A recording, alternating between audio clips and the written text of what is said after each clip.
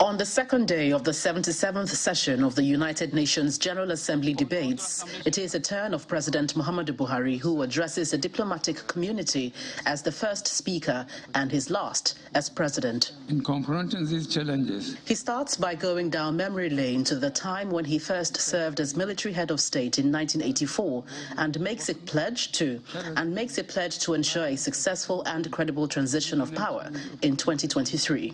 We now are preparing for general elections in Nigeria next February. As the 78th UNGA, there will be a new face at this podium speaking for Nigeria.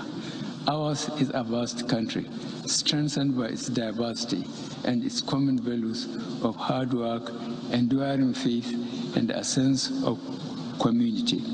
We have invested heavily to strengthen our framework for free and fair elections. As President, I have set the goal that one of the enduring legacies I would like to leave is to entrench a process of free, fair, and transparent, credible election through which Nigerians elect their choice. On the issues of discourse at the session, the president calls for constructive engagements to address crucial issues such as the war in Ukraine, climate change, debt service suspension, non-proliferation of weapons, and a nuclear-free world. The danger of escalation of the war in Ukraine further justifies Nigeria's resolute calls for a nuclear-free world and a universal arms trade treaty, which are also necessary measures to prevent global human disasters.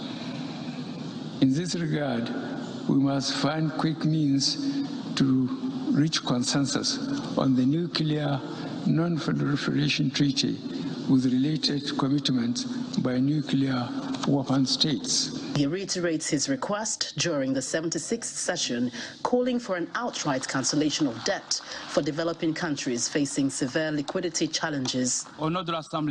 His speech resonates among members of the delegation. For me, I see a man that is truly committed, to ensuring that democracy lives, thrives, and is able to hand over to a democratically elected government come next year. Security Council reform is imperative.